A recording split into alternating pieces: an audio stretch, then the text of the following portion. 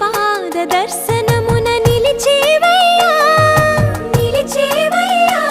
నీ పాదాలే దిక్కు అని చాటెదవయ్యా అచ్యుత అవ్యయ నేత్ర దర్శనాన్ని మాకు ఇచ్చే